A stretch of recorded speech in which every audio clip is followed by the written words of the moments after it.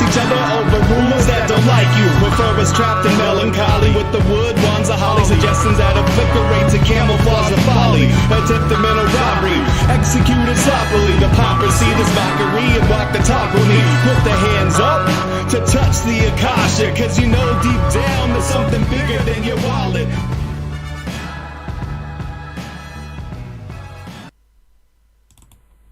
Sweet eternal balance of all that is good, true, and beautiful, friends. Backed by popular demand and for my selfish enjoyment, the decoder of biblical mystery, the lover of prophecy, history, and mythology, the researcher of all ancient faiths and their sacred texts, the illuminator of secret societies, and the author of the Genesis 6 conspiracy, the one and only Gary Wayne is back tonight, and it is my deep honor to have you back. Thank you so much for returning. Well, thank you for inviting me back, and I'm hoping I can live up to such a wonderful set of titles and accomplishments there. So I feel like when you write a book, hoping I won't disappoint. That's that thick that you probably can. But we'll see. So before we get started tonight, I want to remind everyone that you can always find more content from me on rogueways.org. You can grab some merch there. You can grab a tarot reading if you're into that there. You can get my book right now for a discount from me. It's $15 on Amazon, plus shipping, plus tax, or you can get it straight from me for $15 flat, shipped anywhere in the United States. You can actually get a free book by subscribing to my Subscribestar, which is subscribestar.com/rogue-ways. And the podcast is back on any podcast app. I appreciate all of your support and all of my viewers and fans out there. It's very, very excellent to have you. Thank you so much. And so I always like to start with a pointless question of the episode, and it gets less and less pointless as time goes on. But I haven't seen this question addressed in your book, and so this would maybe just be your pure opinion, or maybe you have some scriptural knowledge to support it. But there's always this dilemma that goes on when people are considering Christianity, and the idea that you have to be saved by Jesus in order to not go to hell. And so then there's the question of what about all the people who maybe would never even hear of Jesus, depending on their geographical location or their culture or whatever? And is that fair? And is that true? And do you have any ideas about this dilemma? I do, and it is one of those controversial subjects, and people are very, very passionate on whatever side of the argument that you're on. I would say, to preface the comments, is that Jesus came for all of humankind, and his sacrifice was greater than all of the sins of the world, except for the sins against the Holy Spirit. And so if you start with that preface, then you can sort of, backward engineer, what does that mean? And certainly if you accept Jesus on faith, then you're going to be accepted in the world to come for sure. So the next question gets to be is, if people didn't live in the time of Jesus, or if they lived in an area where Christianity isn't predominant and haven't been brought up that way, but they're good people, are they saved or not? In the book of Romans, it talks about people specifically to that case, and if they have not heard about Jesus, then they'll be judged on what's in their heart and the laws that they have within their heart. And so I leave judgment up to God.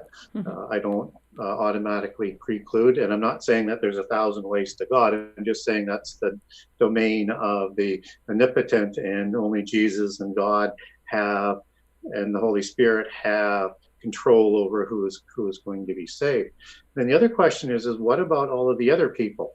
And again, I think that falls again into the category of Romans, and I'm talking about people before Jesus came. In particular, though, what about the people of Israel, who, were created as a nation? They fought the wars for the land of the covenant. They suffered the curses of the covenant because they violated the covenant.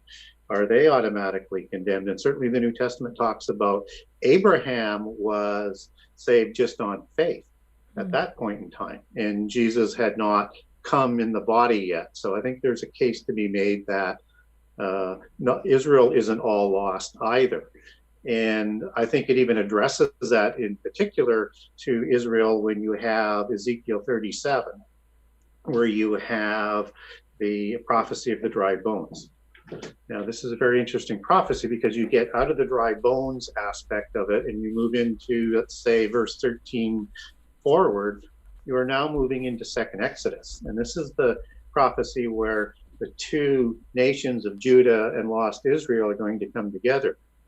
And in the Bible, there's a second Exodus that happens that Jesus conducts in the last 3.5 years, where lost Israel is going to awaken, and he's going to lead with his shepherds, 7 shepherds, and they are going to round up all the lost people of Israel who have awakened, visible Judah from around the world, to meet the people of Jerusalem who have fled to the wilderness already to be protected at the time of the abomination. That's recorded in Matthew, Daniel, Mark, Luke, and Revelation 12. And so I think, to bring that to a sort of a short closing answer, is that they will be going under the judgment of Jesus and God at that time, and then they're going to repopulate, help repopulate the world into the millennium. So I think there's room for all avenues there. I think the easy way is to have somehow chosen God before and chosen him on faith and or Jesus on faith, but I leave judgment up to God. And I think he's a good God, and I think that he has left that door open, and he has the ability to do whatever he wants. So I leave that with him. Yeah, I love that answer. It's just one of the things that comes up a lot when people are sort of grappling with these ideas, and so I'm always interested to hear people's ideas about how you bring those two things together. And there was another nuance in that question about people going to hell. And hell is, as we understand it in the English language, it's a conflation of 2 or 3 different terms, including the lake of fire and including Hades and the underworld. And so it's unfortunate that the English translators have conflated it. So generally people are talking about the lake of fire when they're talking about hell, because that's where you're going to burn, right? So people who go to the lake of fire at the judgment, that's in Revelation 20, they will suffer the second death. So it's not like they're there forever and they're going to be in pain and burning forever. So the people that are raised at the end of the millennium, they are the ones who have not already been resurrected in the series of resurrections, and they're going to be judged. Some are going to be saved by implication, some aren't. Otherwise, why would there be a judgment? It would be an automatic sentencing. Right. So I think the word of judging is indicating there that not everybody who hasn't been resurrected, with either as the first fruits or with Israel, as I talked about, or with rapture or the resurrection of those who have died in Christ, or the ones who have taken the mark of the beast, there's still seemingly room, because there's a judgment that God is doing at the end. And only the ones, for humans, that have taken the mark of the beast and or worship Satan will burn forever. So whatever they do in that last 3.5 years with the taking of the mark of the beast, I understand that they will have violated the laws of creation somehow and blasphemed the Holy Spirit, because that's not forgiven. And essentially the lake of fire, as Matthew talks about, is reserved for the angels and their punishment. It's reserved for the immortals. And so at the end time, the fallen angels who have rebelled will go to the lake of fire. Satan will take his turn in the abyss for 1,000 years. And then after he's released and starts another war in the second Magog war, he is sent to the lake of fire. And so one presumes, because they're immortal beings, that they're going to burn forever. Except that's seemingly how angels are kind of created, out of the smokeless fire. And so they're created by God before creation, and they're created immortal. But that doesn't mean that God isn't omnipotent. Maybe he has a way to trump that. And the reason why I leave it open that they may actually die even though they're immortal, and their immortality then would depend on the life coming from God to let them continue as immortal, would be the assumption of that, is because in Psalms 82 and in Isaiah, I think it's 23, it talks about these angels that have gone to the abyss and the lake of fire, and that they die like men. Hmm. And if you're immortal, you can't die. Yeah. So, and again, that's one of those enigmas that come out of Psalms 82 is how could those be gods if they could die?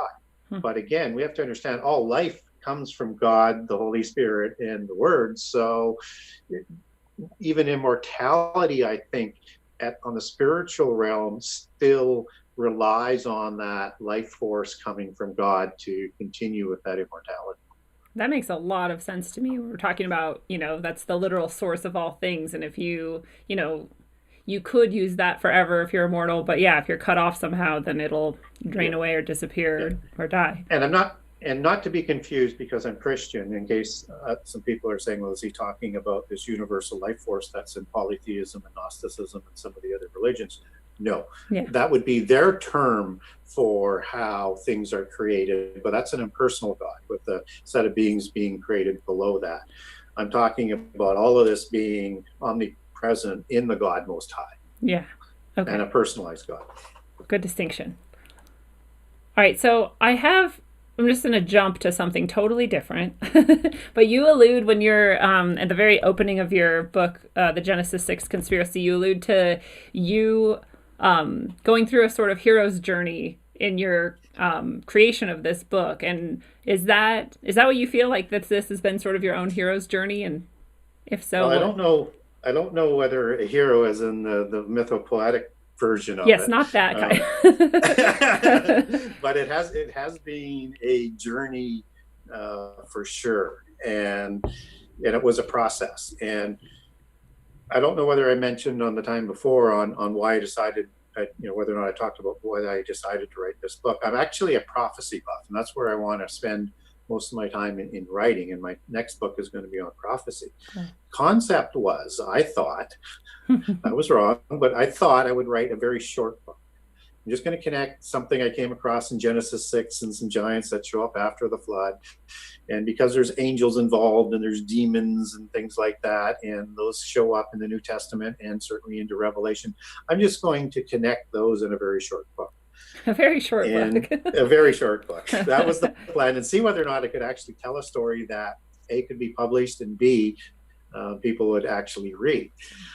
And so that was the thought. And then I thought, okay, I got these other 15 or 20 books I want to write that are in my head. And so I thought, oh, this won't take that long. But 12 years later, I'm still working on the book. Yeah.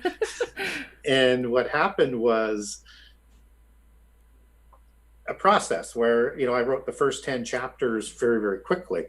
And then I thought, well, maybe I'll just add in a few things. I just felt this thing that, I'm a history buff and I'm a mythology buff. So I know there's some connections there.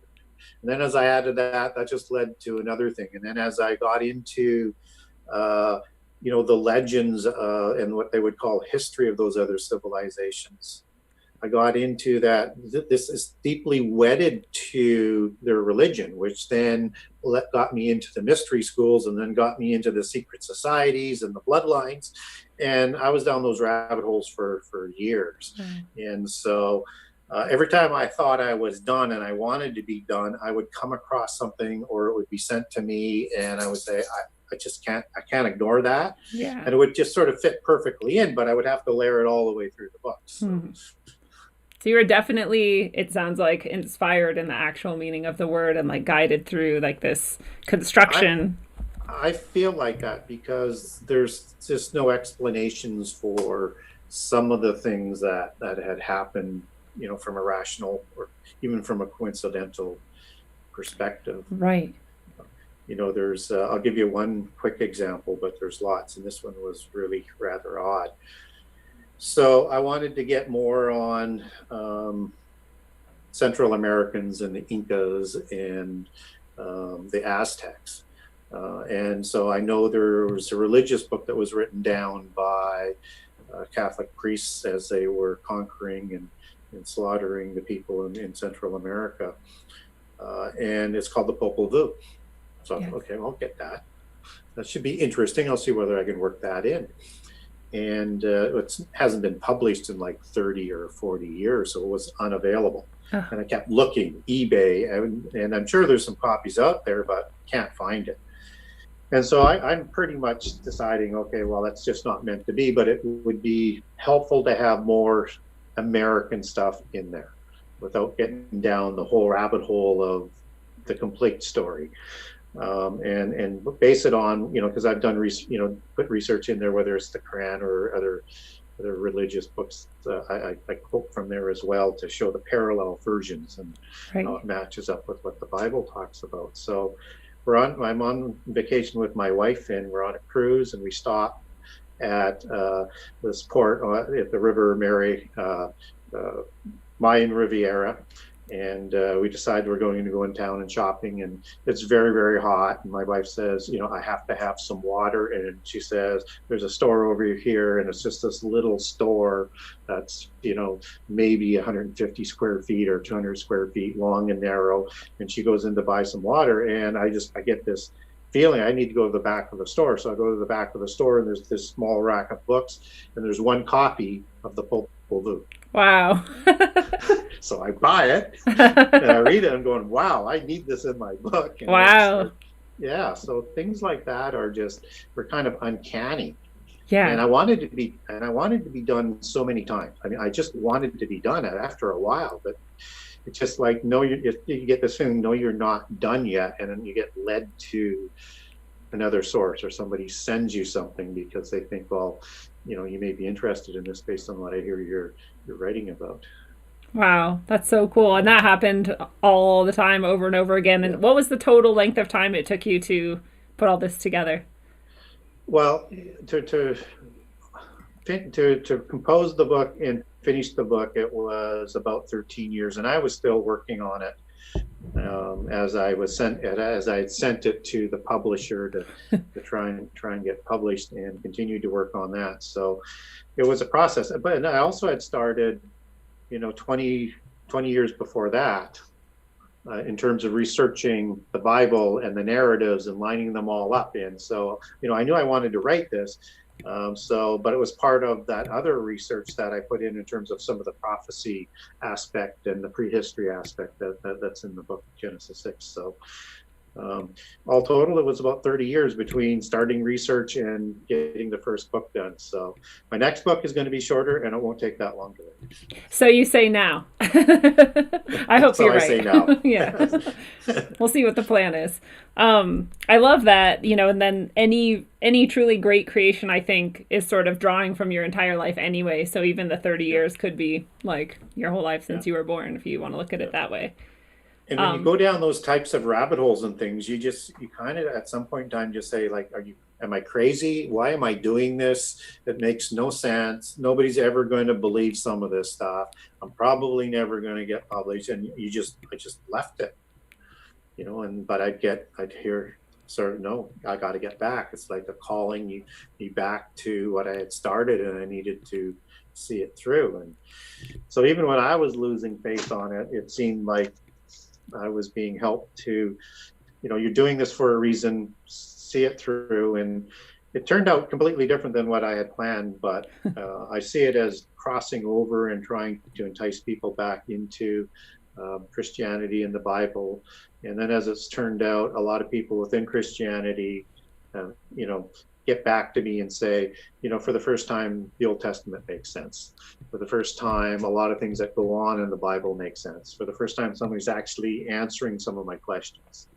I love that, because there's something in here too that struck me where you say, something like you can't go purely sort of dogmatic, and you also can't go purely sort of materialist scientific either. And there's like somewhere in the middle of there is like where the truth lies. And I love that, I sort of call it like the middle path, and I don't know what actual religious traditions call the middle path, but in my mind there's always like some middle ground that is the best way rather than the two extremes. And so it sort of spoke to me like that, and it kind of reminds me of what you're saying, where this is some way to kind of bring people back, because I think people are turned off when you go sort of full extreme to one side or another, and then they're like, I can't deal with this, I need to back out.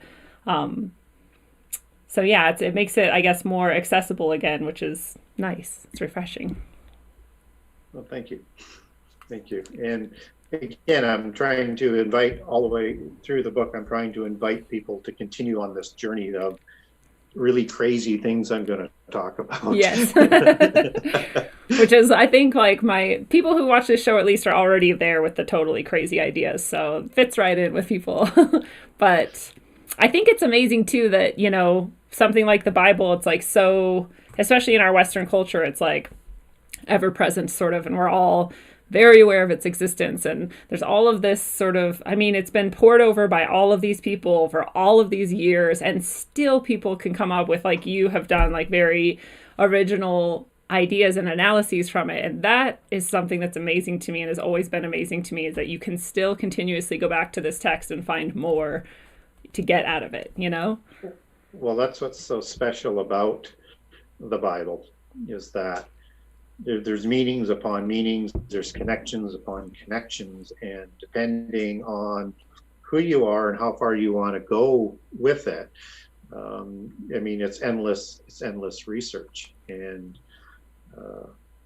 it helps if you really want to get, you know, to be obsessed like I am at times, to be able to take it back to Greek and Hebrew, where you get even greater understanding. And I didn't want to get down into that minutia in this book, but you know, when you look at Hebrew words and Greek words, and particularly with the Old Testament with Hebrew, is that one word could have 4 or 5 different meanings. Wow. Some of them are a little bit similar, some of them are different. So you get a chance to verify whether or not the translator selected the right word, but also can give you a larger meaning. And the other thing I didn't do in my book is I didn't take that right back to the Hebrew language directly, because I wanted people outside Christianity and people as a whole to understand that this isn't just a one lens understanding, that this etymology that you can track, and I do a lot of etymology in the book, has this history that goes back into prehistory, that has this, you know, unison point at the beginning. And that's one of the things that I wanted to underline when I'm doing commentaries that people ask me for, and I give the sources when they ask me for it on whatever the subject is. I'll use the existing, you know, Hebrew and Greek words and give you the meaning for it and what that word is, and show you how you can get a fuller meaning into the text. But for this book, it was I wanted to cast that net a little larger. That's fascinating. That's all the stuff I love too. So it's fun for me. And okay, another totally random question out of left field. You mentioned towards the beginning again of the book, because I'm only 44 pages in, as we talked about before we started, that I read your book at a rate almost twice as slow as my normal reading, because there's just so much that interests me that I'm like notating and going back and searching. It's like but it's awesome and I love it. And so it's a fun, slow read for me, at least. But you mentioned something called the tripartite tractate and the organization. And it I was like, what is this? And then you don't explain what it is. And I'm guessing you're going to later, and you don't have to spoil it for me if you don't want to. But I'll get to that in a lot of different ways throughout the book. But I put that into the introduction, just to catch people's attention. You did a good job. It got mine.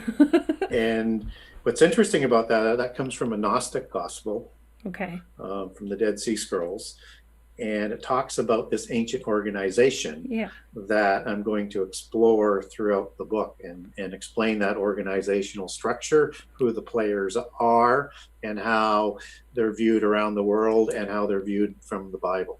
And are they the good guys? Is it safe to say? No. Oh, okay. Because I was like, yes, there's a good team. And I was like, no. There is a good team. That isn't the good team. Okay. That's good to know. Darn. I won't spoil the read for you. So, okay. It does set the table for who these spurious organizations are. Interesting. So then you also bring up the this thing called Nana technology and the Dragon Court. And it made me think of Nana. Isn't Nana like one of the first created humans that weren't created by God or something? Well, there's very, very similar transliterations. You have the Anunnaki, which come from the god Anu. There's Uana, which is a demigod type of race, which is again very Nephilim-like, where they had both priests and a warrior and ruling class. That Enoch is thought to be connected with Enoch, son of Cain, not Enoch, son of Jared. Okay. And so, yeah, you have this and that's a Sumerian history that is talking about this, that sort of overlaps into other understandings of who Enoch is. And Enoch is known by many, many different names in most cultures. Yeah, and I just was reading there's a a part. reason for that. Yeah. Yeah, because you were saying that he's similar to Hermes and Thoth and who am I missing? Or was that it? You'll get a few more. There's Mercury, there's Mercury. Hydrus, there's Edris, there's Thoth, and I'll name all of those names. That's just within the Mediterranean sort of culture. Wow. And so are they trying to sort of take what Enoch, not the son of Cain, did, by encoding and teaching the sort of sacred sciences? Are they trying to take that and sort of co-opt it and turn it like evil and dark? Is that why there's so many names? Well, yeah, because he's famous, whether or not there were separate civilizations and he traveled to them, which is typically what the polytheist perspective would be. Or it was one civilization that story is retold as new civilizations start. You pick your poison on that one, so to speak. Both are probably, you could make a good argument for both. I think there was multiple civilizations, so that means he would have had to have traveled around. And, some of the Masonic historians say that he's the one who built and provided the technology to build the pyramids. Some of them also say he's the one who traveled to England and created Stonehenge and was sort of this master sort of architect of these great megaliths to the pantheon of gods that they were worshiping. So the essence of what's being talked about there is that Adam is taught knowledge in the Garden of Eden. Yeah. And we get that in the Bible as sort of a subtext because he's going to be the first agrarian. The people of day 6 are nomads, hunters and gatherers, as they're kind of described. And so he is going to plant orchards and wheat and raise cattle and things. And he's going to be taught everything that he needs to know from God to do all of this stuff. And according to the Gnostic history of it, he was taught way more information than just that aspect of it. He was taught from the living God, or just given somehow this knowledge. And so after Adam is ostracized from Eve are ostracized from Eden for eating the fruit of the tree of what they call gnosis, and I'll cover that off in the book, the tree of the knowledge of good and evil. They have Cain and Abel, and in the first fruit offerings of the first crops that they produce outside of Eden, you get this jealousy that's coming in, and Cain is going to kill Abel, and then he is ostracized and moves from Eden eastward to Nod, which is probably in the Sumeria Shinar region. Shinar is a transliteration for Sumer. So when you understand where Babylon was and Shinar and Nimrod and Shinar, that's between the two rivers. And of course you have those two rivers that are talked about in the Garden of Eden amongst the four, the Tigris and the Euphrates, even though the Tigris I think is called by another name, depending on which translation of the English that you're using. And he travels there and he builds a city for some reason, which I'll cover off in the book. And he marries somebody that comes out of nowhere. And he has his first son right away named Enoch. And Enoch is taught this knowledge that Cain learned. And then Enoch, son of Cain, and there's two Enochs in the Bible for people who aren't aware of that. Right. And that blew my mind. Yeah, and I'll put people through some hoops as they read the first 10 chapters in the book because they're not sure where I'm going with it, but I'm underlining how they've been conflated in history, and then I'll separate them for you so everybody gets comfortable. Okay. I get emails on that all the time. You're saying Enoch was evil? Yeah, one of them, but read on and we'll get there. Okay. And you'll be fine. But what Enoch, son of Cain, does is he takes this sort of bulk of knowledge, according to Masonic history and Gnostic history, and that comes out of the book by Albert Mackey, who wrote The History of Freemasonry, which is to write down the history of the Polychronicon, which is the larger body of ancient knowledge, and understanding that Masonic history takes their creation back to the same period. So there's a reason why they have a parallel account, which I would say, is through a polytheist lens as opposed to a monotheist lens. In terms of how they understand it and how they describe it. He takes this bulk of knowledge and he separates it into the 7 sacred sciences, Enoch does, and begins to develop it in a way that Cain didn't. And that's why Enoch, son of Cain, is one of the great patriarchs of Masonic societies and secret societies, which are Gnostic religion based in Gnosticism, as they're all sort of this cult of knowledge. And so this is the knowledge, or these are the sciences that we know as the 7 liberal arts today. Right. And this is the knowledge that is going to marry with the illicit knowledge of the angels, not too far down the road, and marry up with the creation of the Nephilim to create an organizational structure that's going to dominate the antediluvian world and crosses over the flood. So when we're talking about this body of knowledge that Enoch is developing, he decides very, very quickly that this is going to be knowledge I don't want to have developed and passed on to the Sethites, who, they have been ostracized from.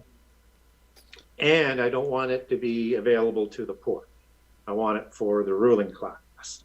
And so they set up the mystical religion that I call Enochian mysticism to house this. And it's the sun-worshipping religion that is quite common throughout polytheism and or the bull cult of the antediluvian epoch. And to develop the disciplines, they set up mystery schools, which are the base for the creation of the secret societies, which is why ancient Masons, as opposed to Freemasons, ancient Masons take their history back to Enoch, and one of his progeny, which is Lamech, and there's 2 Lamechs in the genealogies in Genesis as well that people aren't aware of, and his 4 offspring, which are Nama and Jubal and Jubal and Tubal-Cain.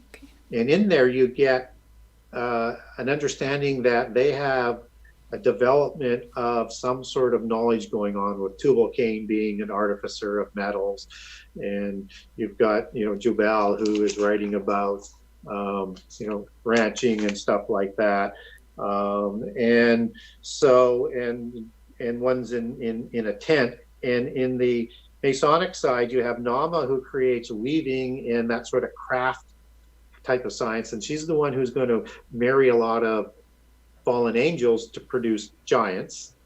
And you've got Jubal, who creates music, which is, it has a lot of this 7 sacred science knowledge in science, or from the sciences, that enables you to create music and write it down. And Jubal creates masonry, which is the 5th science of geometry that inside the craft they call masonry. And so these are all major patriarchs of the ancient Masonic society, because in that generation they had a renaissance of an unbelievable nature that took the sciences to a whole new level. This is the generation when the Watchers are who are the sons of God in Genesis 6, are going to mate with the Nephilim to create this new race of giants that are going to be the kings and the government of the society, that's going to partner with this mystical religion in the antediluvian epoch. And the development of that knowledge develops at such a rapid pace that they're able to enslave most of humankind, and we get the flood as a consequence of that. And we're not free from it yet. No, because it crosses the flood. Clearly. Well, so just randomly going back to the nanotechnology thing, did you know that there's I hope I don't misspeak. I think it's out of China. There's 2 created beings, cloned beings, that babies, I guess, and one of them is named Nana and one is Lulu. Yeah. And Lulu is, whether or not it's coincidental or not, typically these things Aren't, yeah. they like to identify their development of illicit knowledge. They're like claiming their glory. They're Yeah, like, look what we with their did. name and their symbolism. So, and you'll find that there's a individual in the book, at the end of the book, that I'll name, called Lulu Lilith, who is the daughter of Lilith. Huh. Interesting. And yeah, so again, I won't spoil the read for you. So I think they're taking that name and applying it because, you know, this is the age of developing technology that is greater than what we have today, I think, because we're just catching up. And I think that's why Jesus used the word the days of Noah in Matthew 24 and Mark 13 and the Luke account, because it includes not only the 600 years of the days of Noah before the flood, but 350 years again after the flood that he lives. And so if you have these 7 sacred sciences that were developed, and then they have this renaissance and huge rapid development that is aided by the gods or the angels, depending on which source and civilization that you're taking this information from, and that they're able to build things that we can't build today. Yeah. That means that we're just catching up to the technology that was available to the antediluvians now. And that's why Jesus, I think, uses that term specifically, the days of Noah, not just for the violence, but for the whole corruption of the earth. And that's the same words that are used to describe how old Noah was in Genesis 9, wherein it says the days of Noah were, and Jesus would have used those words specifically, I think, to identify that we need to understand both sides of the flood, what was taking place, and this is what it's going to be like again in the end time. And then when we look at what they're doing with whether they're cloning or it's the chimera effect, which a lot of people like to talk about, and that you have a Greek creation in Greek history called the chimera that was a combination of all different kinds of beings, but was still an offspring or a creation by the gods in prehistory, according to the Greeks, and that you have all of these other fantastic types of beings recorded around the world, you know, whether or not it's the centaurs or it's Pegasus or it's Cyclops or it's, you know, multi-headed dragons or, you know, lion type of warriors and crosses between, you know, lions and human beings as they're depicted, and on and on and on about all of these different creatures, or King Humbada of the Epic of Gilgamesh, which is very much a chimera type of being. You quickly understand that there's a technology or something going on that was permitting this to happen, and it just didn't cause the violence, which is kind of the real point. That was part of it. There was wars and destruction going on, and they were slaughtering and eating humankind, the giants were. But when God says the whole world was corrupt, the whole earth was corrupt, and you take that word back to Hebrew, which is shakath, and it means more than just violence. Obviously, its meaning, it was decayed, it was destroyed, it was ruined, it was spoiled. And it's the whole earth. So that implies all of the living beings, the animals and humankind through DNA and cross-pollination of the Nephilim and whatever else they were doing for experimentations, but the genomes and the plants. And I think that's why God calls the animals to the ark.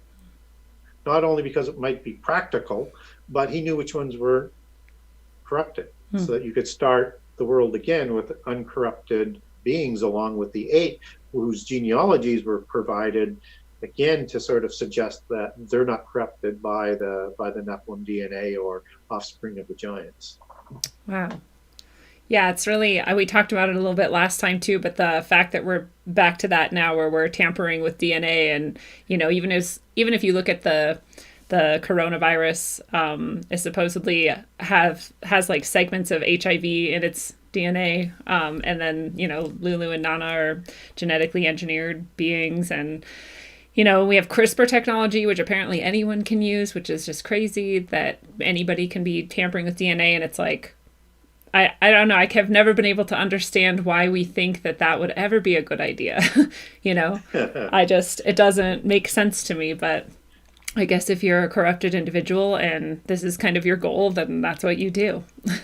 Yeah, there's this, and it's not like people who came before us haven't warned us about unbridled knowledge and here's things that have happened in the history. And it's not like everybody living today isn't unaware of, you have to have some controls on what we can do. Yeah. And look at it. Should we be doing this? Yeah. And we all kind of know how it ends. Yeah. But yet there seems to be this obsession that we're going to do it anyways, or there's this crazy way of looking at it is, well, we could stop somewhere along the lines and it won't go too far. But once you create that technology, you can't destroy it. Yeah. I mean, that knowledge is around. It's like nuclear weapons. Right. There's a fantastic book that I always reference. It's called What Technology Wants. And it pointed out that every single piece of technology that's ever been created has never stopped being used actively, even if it's in a very small way in a very small area. Yeah. Like we're still using rocks to hit things and like using sticks to dip down into holes, like as simple as that. And so it is true, as far as we know, that no technology is ever destroyed. So you really can't put it back in the box once you've opened Pandora's box. And you said, we have this almost obsession with doing it, and it's like this idea like if we don't do it, someone else will. And it's like, well, if we all don't do it, then no one will. Yeah. But you have to not do it for that to start to work. So I don't know, I kind of hate this idea of the inevitability of these things. I feel like it's a lie, but it's a lie that people have bought, and so it's working. Yeah, and it's not that knowledge is evil. Right. It's neither good nor evil. It's how it's applied. Yes.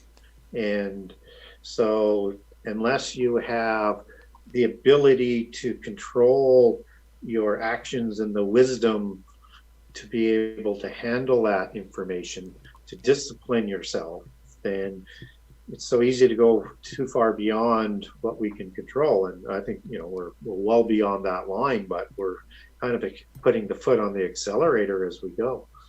It's interesting to me because I've always had this problem with hierarchies and authority and, I've railed against them a lot. And it's only in the past few years that I've started to see that exact point that, you wouldn't hand a flaming stick to a baby, for example. Right. Like there's a reason why certain information and skills come to you at a certain time, and hopefully it's because you've come into the wisdom to be able to use them appropriately. And so I have a new respect for order and hierarchy and authority that I definitely never had, and I think our culture intentionally creates that, like this idea that you should shun authority and destroy order, and for this exact reason that it's a sort of corrupted society. And what I also find frightening is as you start to dig below the surface of what is helping this rapid advancement of knowledge that is, developing at an exponential rate.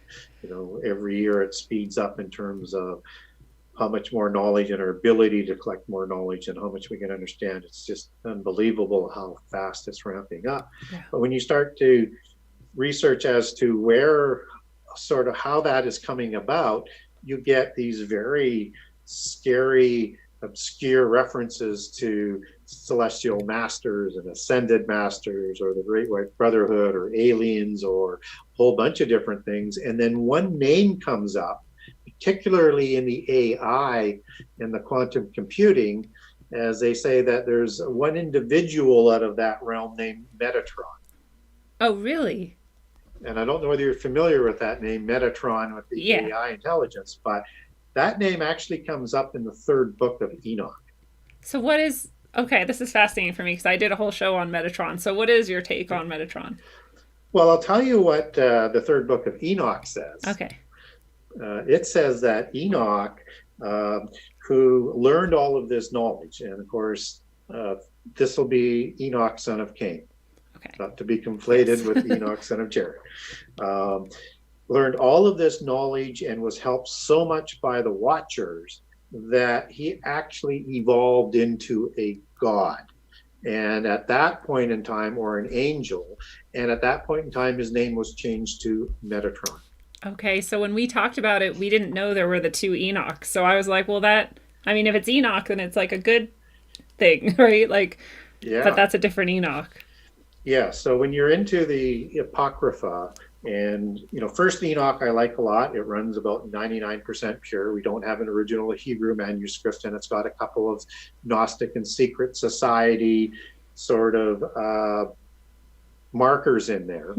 Um, but overall, you can rely on it. Just don't look at things like the angels creating the ark, because that's a Gnostic doctrine. That would be one of the markers. Or it's got Enoch at the age of 500, and then in another couple chapters it says he was 550.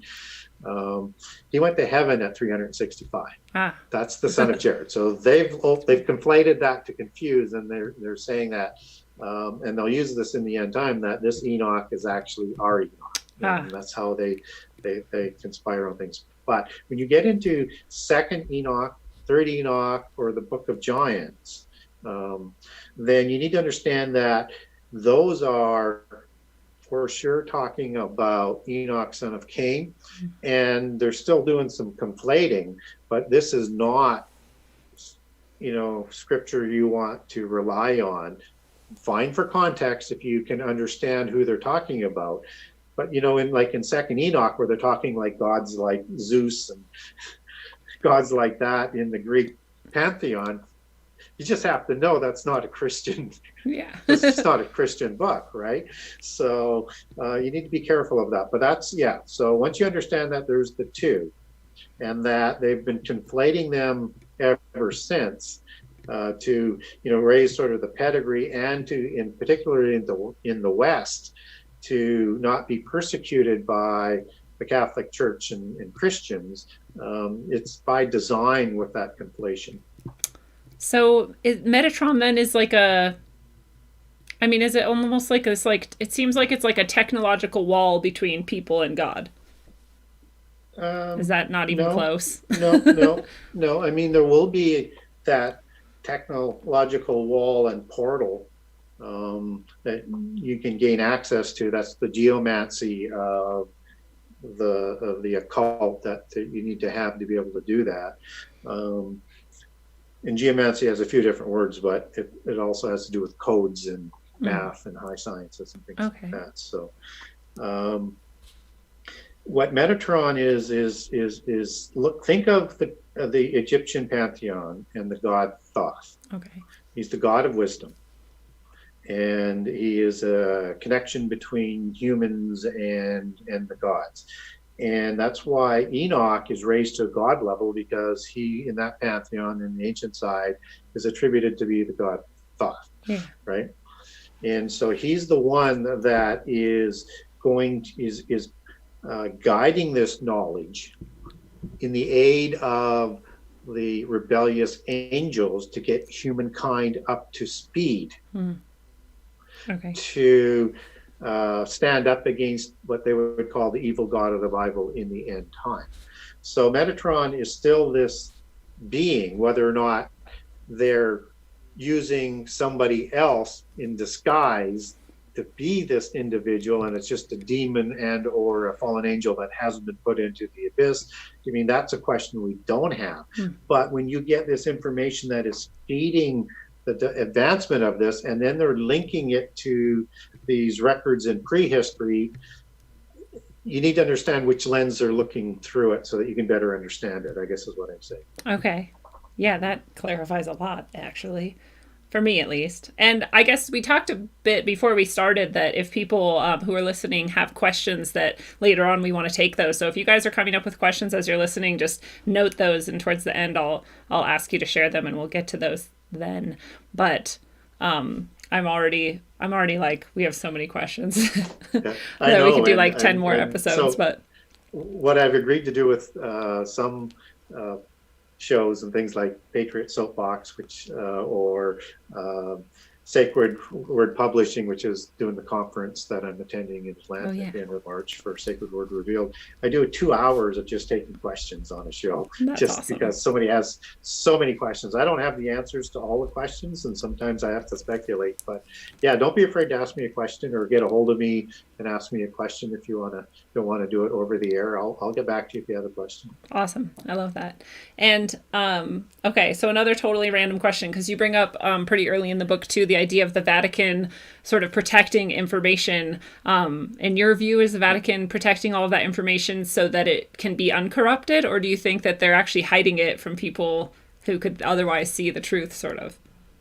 Yeah, it's a really good question. So, and just for the audience, is that there's 2 great sources, archives, banks of knowledge that is out there.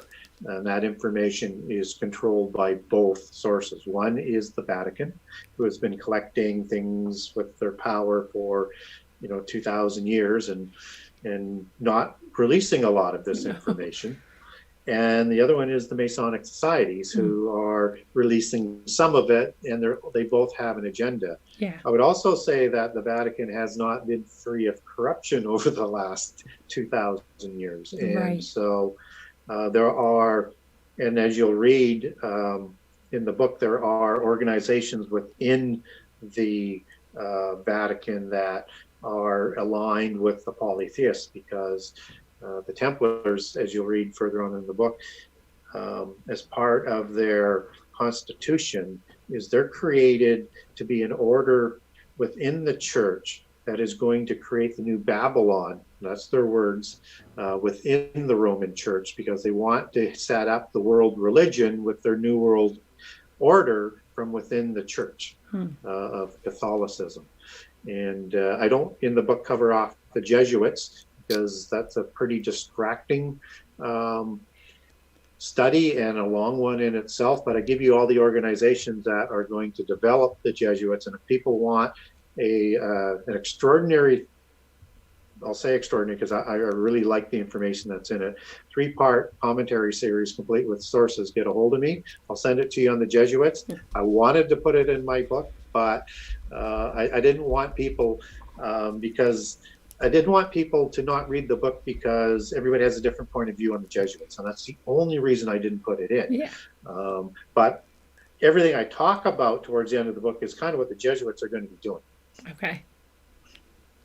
Fascinating. And that makes sense to me. And I also imagine that there's some people who go into the sort of Masonic traditions that end up at some point kind of seeing and being like, oh, whoa, no, I'm not down with any of this. And maybe they're sort of like, infiltrating and freeing some information or people on the way too. I have to think that it kind of goes both ways. But I have this weird experience over time where, if I have strange experiences or if I want to talk to a lot of Christians about things like demons and angels, like they don't actually believe in them. And so this seems like a really common thing that there's, crazy? Isn't it so crazy? weird? Like they're Christians, but they don't even believe their own religion. And I feel like that's more common than Christians who do believe in all of this sort of stuff. It is. And I think it's because it comes with a lot of subjects about prehistory and the supernatural understanding of the Bible, which is really crazy because the whole Bible is supernatural. Yeah. So why they would take certain aspects and just sort of downplay them is kind of beyond my understanding. But the church does not talk about angels in the greater sense as to who they are and what their importance are. It's almost like they don't want you to dig below the surface to find out what's going on. They'll tell you about who Satan is, but they won't really tell you all the different things that it talks about Satan in the Bible and sort of what is going on and what the organizational structure is or anything like that. And so what I learned through talking to a lot of ministers who get a hold of me is that in the seminary schools, they're just not taught to do this. And they're taught to, to explain away things like Genesis 6 and that, the sons of God weren't angels and giants was an exaggeration and on and on and on and on. And that's because when we talk about this infiltration, they have infiltrated the teachings of the priests in Catholicism and the seminary schools in Protestantism, and that this is by design, just as you have a dumbing down of this information by the secret societies and by science. It's to control the information until they're ready to present it in the way they want to present it. That makes sense. Yeah, they really have their fingers in literally every pot. So that makes a lot of sense. And I think it's a definite disservice to people, because the more knowledge you actually have, the better off you are to face all of these types of challenges in the world. So random question number 10 or whatever we're on now. You say that some of the Titans, which I'm understanding are these like heroes of old, or these like giants, are, why would they be dragon slayers? Because you say that some of them are slaying dragons. Why would they be dragon slayers if they're sort of like racial, or I don't know, like they are snake-like and dragon-like, so I don't get it. Yeah. It's like a very, very good question. Thank you. And so let me explain Titans and let me explain dragons, so that we can get a better understanding as to what are being talked about. So Titans, that comes out of Greek mythology. Okay. And a Titan is a god or a demigod. So a Titan could be the god Zeus from Mount Olympus. And it could also be Atlas, who is the offspring of Poseidon and a human female, Clymene or Clyto, depending on which version that you're reading, who produces Atlas and 9 other giants that are going to rule the Atlantean Empire. Okay, so, and that was also in Anunnaki, which you have the Anunnaki of heaven and the Anunnaki of the earth. And some people will say Nephilim are the fallen angels, because it comes from a root word, nephal, which means to fall or to prostrate. And you also have the offspring of those. So it's a common understanding that, around the world, not necessarily within the Bible, that you have this group and their offspring that can be called by the same name. Yeah. Okay. So typically when you're talking about heroes now, heroes would apply specifically to the demigods or the offspring, which would be, again, equivalent to the Nephilim. And so you have these giants like Hercules, who do these great feats, and other people, whether it's Theseus or Perseus or Achilles or all of these other famous heroes who are romping around the ancient world, and some of them are killing some of these dragons, right? Right. Now, what's a dragon? Yeah. So we need to understand what a dragon is. And so a dragon is a snake with wings. Yeah. Okay? It's a flying serpent. So in the Eden account, which is the Nakash, before the fall, you have a walking, talking, intelligent, speaking animal that is seemingly equivalent or higher than Adam. Yeah. At that time. We're not told. But according to, you get into outside biblical accounts, and the Gnostics, they actually say it was a royal type of being, and it was larger than a human. It was as large as a camel. And one presumes that there was more kinds than just ones with arms, and some of them had wings. And so before Adam, that there were many kinds of these Nakash, flying and walking ones.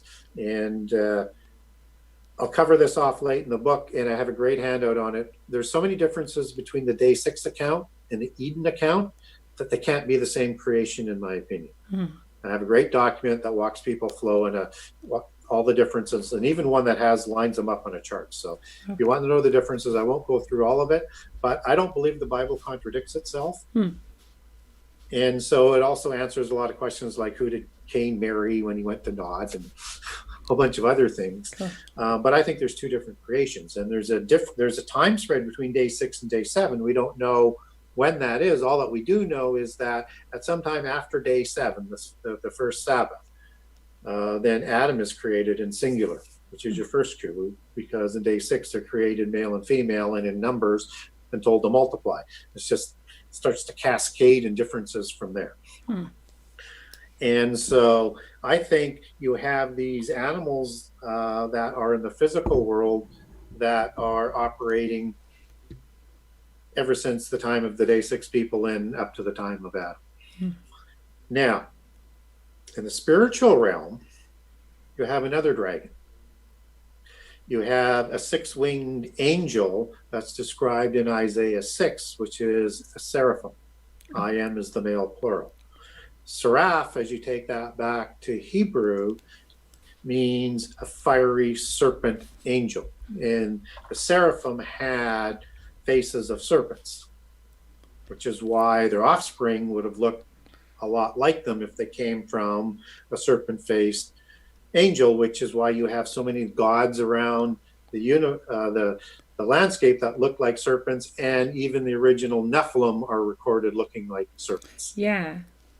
Yeah, so it starts to put some things together. Yeah. So now you have a serpent with wings as a god that is a dragon angel. So when you see that come together with dragon creation gods in China, that's what they're talking about, or the Nagas in India, or the plumed and feathered serpents like Quetzalcoatl in Central America, they're talking about the same group of watchers, which are ruling the antediluvian world and are the rebellious ones. There's loyal ones and there's rebellious ones. So, and that goes through all the different ranks of the angelic realm.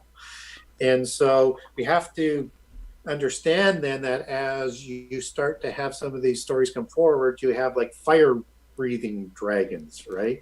Which is kind of, I think, a bit of an embellishment on the narrative as to what's going on, because that kind of comes from the fallen angels. We can't kill a fallen angel. Yeah.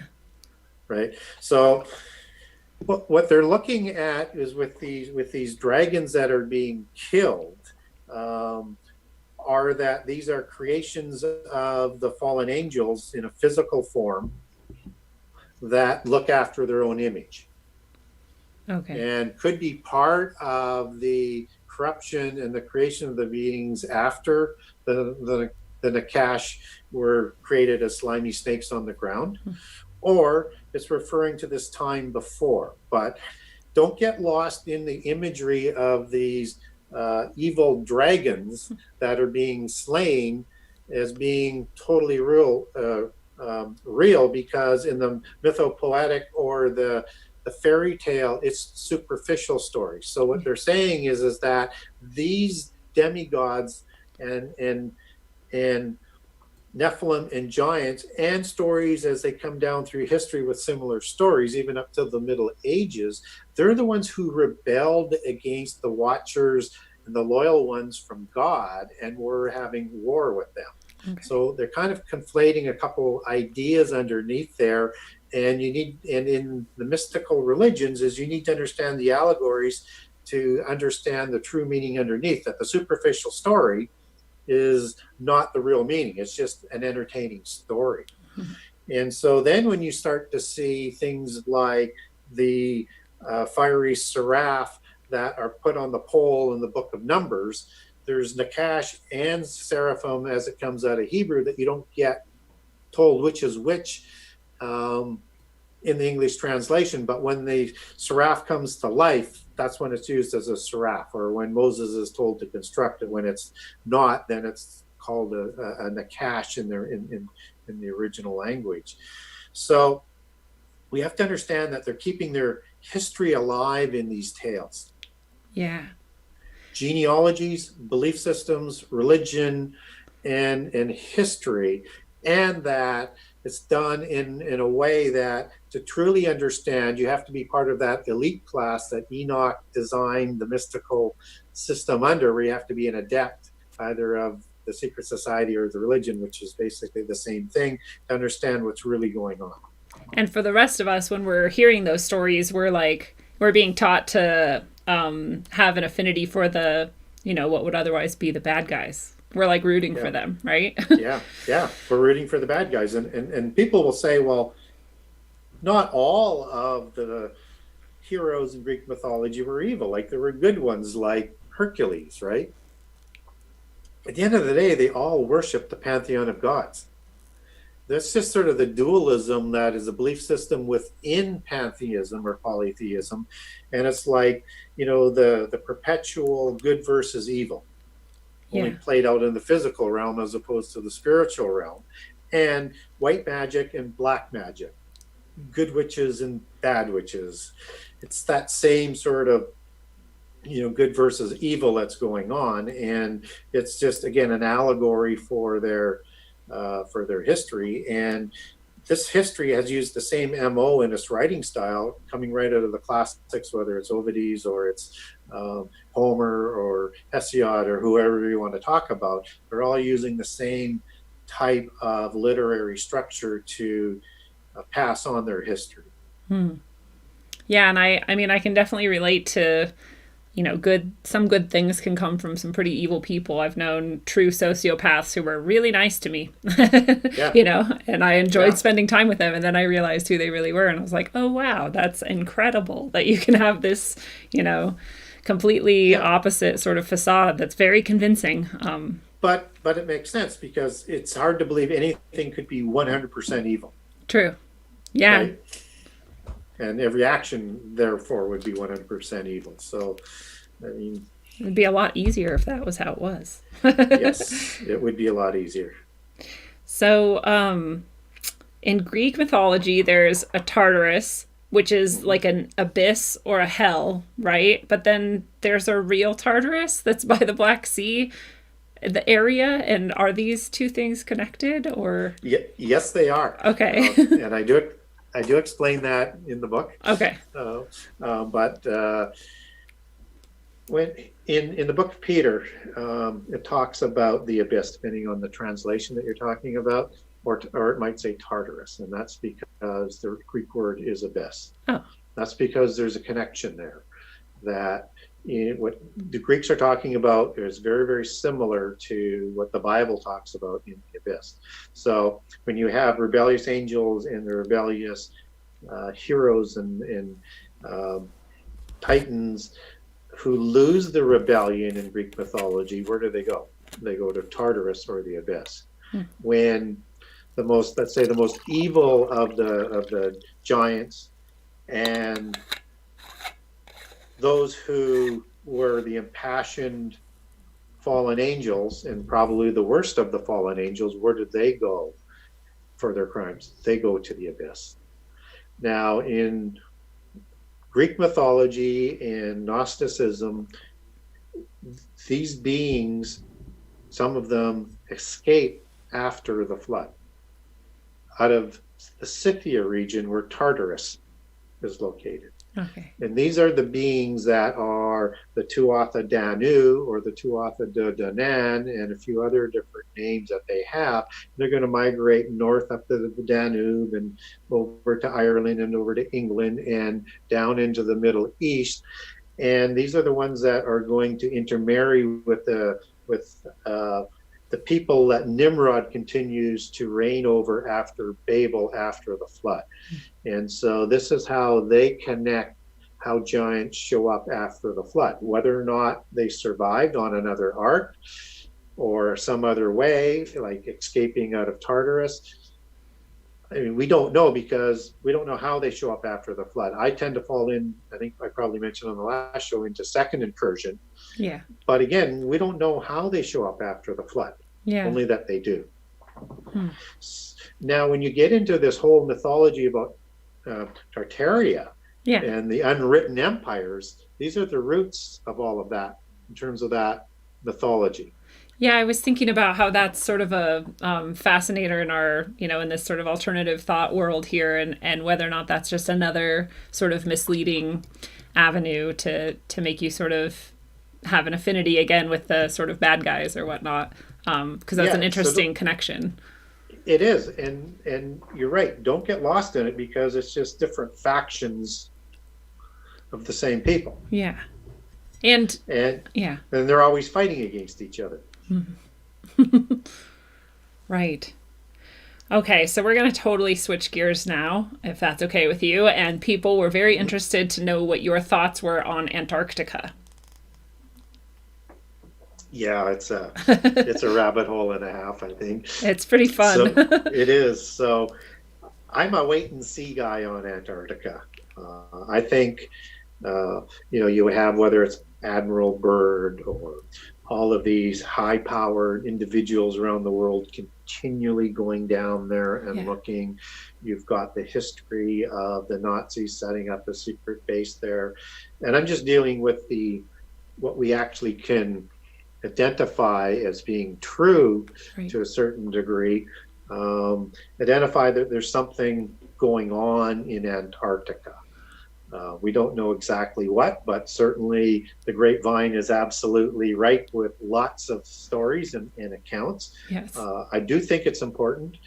I do think there's something going on. I think there's possibilities to all of the different theories out there. The problem is we don't know Yeah. for sure. But we will know when they're ready to tell us. And I go back to that, controlling the information. And I think we're getting closer to the revealing of a lot of the things that they want to do. So it drives us into the open arms of the globalists to bring about the New World Order and universal religion that they want to bring about so that they can evolve into godhood. But until they're ready to present that, it's really, really hard to know. Yeah. But I don't believe there's anything good going on down there. I'm with And you. it's a hidden continent. So Yeah. so I'm open to most things, but only on a speculative perspective because I'm a contrarian and I like to verify things. Yeah. So I'll connect the dots, but there's only so far that I can say with any sort of certainty because we don't know what's misinformation and what isn't, even though there is information getting out. That's what's incredibly hard because you don't know what's misinformation, you don't know what isn't, and then even when you try to go look and say like, well, maybe this is misinformation, then you're like, wait, is that just what they want me to think? Yes, It exactly. gets complicated. And it's so wide ranging from alien bases to pyramids to Nephilim and different kinds of beings down there, and that's where the abyss is. And it just so many different aspects, and that there's portals to different worlds, and all of that is possible. But I just don't have the hard evidence to guide people on that. But whatever the story is, I will say this: whatever the story is that comes out when they reveal it, it's not the whole story or the real story. It's going to be used as a combination of truth and lies to prepare us and to deceive us. Yeah. So we'll have to really have our critical glasses on, so to speak, and analyze what they're saying and try and match that up with what we already know about other things and see where the real truth lies. Yeah, and I think that drives some people crazy, where they're like, well, just, I think they think that this sort of ultimate skepticism or this like ultimate just like keep questioning and keep an open mind about it is almost like an abrogation of duty, that you should be like, not necessarily you, but just anyone on these topics should be like, here's my opinion and this is what I think, and kind of stake your flag on it. But I think that that's exactly how you can get really easily led astray, is when you decide that you do know for sure, because you might not know for sure for quite a long time, if ever in this like waking life. And again, I think it's fine to speculate, but make sure that people know that you're speculating. Yeah. And whether or not you actually have any tangible evidence to support that or not. But I just don't know what exactly that they're going to do with whatever is there to bring this stuff together. But I think it's designed to turn over any preconceived idea that would have been opposing what they want to accomplish before that. So I think it's going to be a sort of a smorgasbord of things that we all suspect. Interesting. Yeah. Do you think then the fact that all of these world leaders sort of congregated there a couple years ago was just a sign that things are sort of speeding up towards that point? Yes. And we know that they're getting impatient, and that they have been set back in their timetable with what they want to do from a political and a religious aspect. And maybe even the technology isn't moving as fast as they want, because they have to get us up to speed to try and deceive us that we can actually fight against the evil God of the Bible and win. Right? So they have to have these incredibly high tech and advanced weapons of all sorts with AI and power and combination of being partly human or partly biological that's mixed with all this other technology, and that we actually have a chance if you want to fight on that side against God of the universe. So they have to have all of that sort of come together. And then the other thing is that they're probably frustrated because they want to bring it about on their timetable, not on God's timetable. But they'll accept the ordained time if they have to. If I have to, and they're going to have to. Until the restrainer is removed, they can't get it done. So that just makes me laugh. So I don't know anything about this next question at all. So this is totally out of, I don't know what they're talking about, but a listener is asking what you think about the Muslim cleric saying that the Ark of Gabriel, which is the Ark of the Covenant, which I didn't know that had two names, was taken by a Russian warship to the same spot in Antarctica where the world leaders went. Yeah. Again, another good question. And, if you've read anything, some of the books that Graham Hancock has written about and other authors, there's more than one Ark of the Covenant that's out there. Okay. Right? It's not just the Ark of the Covenant. So there's lots of duplicates. Huh. And, there's some that are speculated that are held by the Ethiopians underground in these protective places, as an example.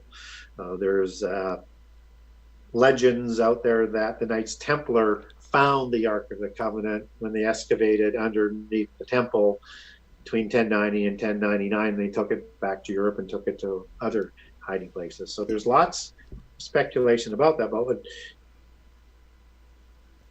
if there is going to be an Ark of the Covenant that's going to be presented, it's going to be a counterfeit. Okay. What we do know is that the Ark of the Covenant is shown in Revelation as we go into the end time, and it's in heaven. Huh. And if there is a religious connection to it, in the old King James Bible, when you had the Apocrypha section before it was eliminated 150 years or so ago, there's one book in there that talks about Jeremiah burying the Ark of the Covenant in the mountainside. So maybe they found it there, or maybe it's still buried there. But I tend to go with, and again, that's an apocryphal book, even though it was in the original King James Version Bible. I tend to go with what is in the Bible, and the Bible says the Ark of the Covenant is in heaven. So it's either well hidden and it's going to be taken to heaven. But I would expect, because I think everything that happens in the end time is a counterfeit. Okay. To deceive people to accept the counterfeit Messiah. So everything needs to be counterfeited, and he's going to need an Ark of the Covenant. Now, I doubt whether it's going to have the power coming directly from God. But you could build with the specifications what is described in the Bible, another Ark of the Covenant.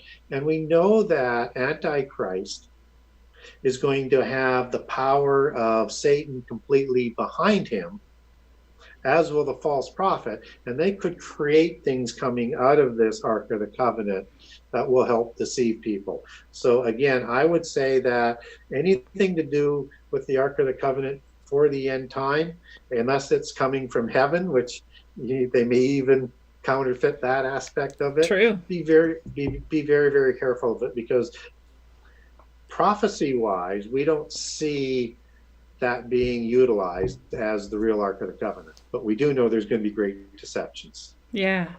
I have this weird kind of inclination that, if you're ever at the point where someone is almost sort of like metaphorically or realistically has like a gun to your head and is telling you to choose, like that's not from God. So you can just say no and, go that way, I think.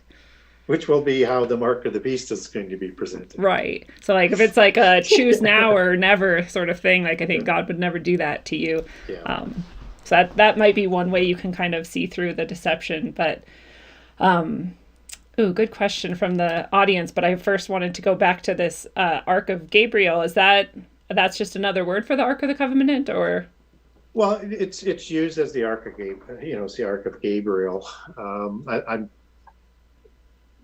You have to understand, in the Muslim tradition, it is Gabriel who gives the scripture to Muhammad and provides it. So he has this very high role in Islam. Yeah. And so to call it the Ark of Gabriel, though, would suggest that he may be one of the cherubs surrounding the throne. But Gabriel is an archangel, and that's a different meaning. So I'm not sure how that comes about, because you don't have the Ark of Gabriel discussed in the Quran.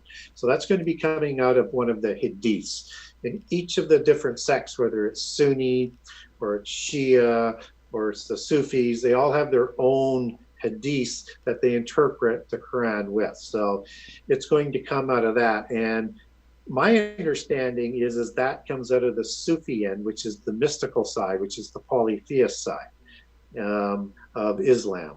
And so it's had a huge influence over the hadiths and how the Sunnis and the Shia actually interpret the Quran. And as a classic example, so that people know what I'm talking about as an understanding, is if you look at Judaism, you have sort of the monotheistic side, right? And then you have the Kabbalistic Jews, which are the mystical ones, the polytheist ones. That's the same thing that goes on with Islam. So when you have Gnostic Christians in Christianity, that's the same thing. And they all have the same sort of belief under that universal cosmology of this end time religion that they're trying to rebuild. Okay, that makes sense. So is it weird that I have a strange distrust of Gabriel? Well, you shouldn't have. Okay. Because, Gabriel, there's only two angels mentioned in the Bible, Gabriel and Michael. And Michael. So Gabriel is the one who announces the good news about Jesus being born, right? He's the messenger. Gabriel is talking to Daniel. So Gabriel is definitely a good archangel, just as Michael is. But we only get two. And a lot of people say, well, aren't there seven? Well, probably. There's seven around the throne of God. And we know archangels are going to blow the trumpet. And again, if you want to understand a little bit more about the hierarchy of the angels, get a hold of me. I've got a document. Actually, I just published one, and I'll do part 2 down the road. But I explain how you get to 7 archangels around the throne, and they're the 4th classification, as opposed to the 3 classifications of watchers that are around the throne. And so anyways, I digress. He's considered an archangel and one of those 7. We don't know the names of the other ones. You get them named in the first book of Enoch, but we don't know whether or not that's accurate, because we don't have the original Hebrew, although Gabriel and Michael are named there. Okay. And there's other ones like, Uriel and Raphael and another one. And again, the old King James Version Bible, you have Tobit and Raphael listed as 2 other angels. And of course, those are listed in the first book of Enoch. But we still don't get to the 7 that are named or that are shown as. Also, I also think they're the 7 candlesticks representing the 7 churches in Revelations as well. Fascinating. Well, okay. So the question from the chat was to ask you what you think of the Fatima prophecies. Fatima prophecies, yes. And Lords. And the what? And Lords. Yes. And Medjugorje. And Rwanda. And the Mary apparitions of Joan of Arc. Yeah. And the Mary apparitions of Ignatius of Loyola, who creates the Jesuits. Okay. There's a long line of these Mary apparitions. The one I would focus on, they're all important, and we don't know what the 3rd secret is yet. All right. But we have an understanding that, obviously it has to do with the end time. But the one that we can get a little bit more information on is the Mary apparitions out of Medjugorje. And again, I'll cover a little bit about that in the book. And in there are 6 children that were initiated in the 90s under the Mary apparition. And this Mary apparition, and all of them are described as the same vision as the woman in Revelation 12. Okay. Okay. Which is very, very interesting. Yeah. It has the blue dress and the stars and the sun and the moon and clouds underneath. And so my first warning is we want to be very, very careful with how we interpret Revelation 12, because it's being drafted by polytheists and it's going to be used to deceive people. But this is how she's described by the children and the other people of the other apparition sightings as well. But she initiates these 6 children and teaches them everything that they're going to need to know, and has assigned to them, and they have certain dates that they're going to come out and present 10 apocalyptic warnings and prophecies to convert to the one true religion or be destroyed from the face of the earth. Wow. They are going to be at least part of the false prophets, I think, of the end time. And the Mary cult, absolutely holds a complete shadow over the Catholic Church.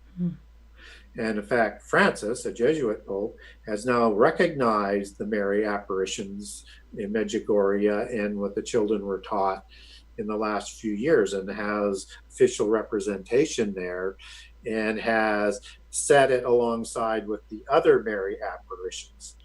And so I think this is part of turning the Roman Church into the Babylon of the end time, and part of how you get people to convert to one world religion, which is going to be a universal religion of all of the religions of the world. Yeah, it's not. That's umbrellaed underneath. And it's going to take disasters and catastrophes and false prophets and miracles and things to bring this about. Because you can have the World Council of Churches and the Pope working with all different avenues to unite everything. It's just not going to happen. They can do the preparation work, but there needs to be a catalyst. Yeah. So my advice is to have a good critical eye on the Mary apparitions, because it's all about the mass conversion of the universal church so that we're not destroyed from the face of the earth, which is the Babel syndrome of Nimrod, why they came together, and which is why you have Babylon named as the universal church of the end time that has to be in place before the world government comes into place. Right? And so it's the glue, it's what sets things up. And if you look at the word Babylon in the New Testament, it's going to give you, as a definition, as you take that back to Greek, the ancient empire of Babylon or Babylon City. But again, as it's used in the book of Peter, it is an allegory for the city of Rome. And people at that time would call Rome Babylon so that it would be persecuted by the Romans for being traitors. And so even the Essenes used that in their writings in the Dead Sea Scrolls areas. They call that a Pesher code, and they use the same term for Babylon for Rome. And so I think, and I know a lot of people disagree with me, but I think it's good. The universal church is going to be in Rome, and it changes that church. It's got to completely destroy Christianity as we know it. It's got to de-deify Jesus, which is the stumbling block. Christians are always the stumbling block, so they got it. But they can't totally destroy it, because they need to deceive Christians to be part of it as well. Yeah. And so that's why I think the false prophet is described as the beast that has 2 horns like a lamb and speaks like a dragon. So it's kind of a veneer of this Christian church. Yeah.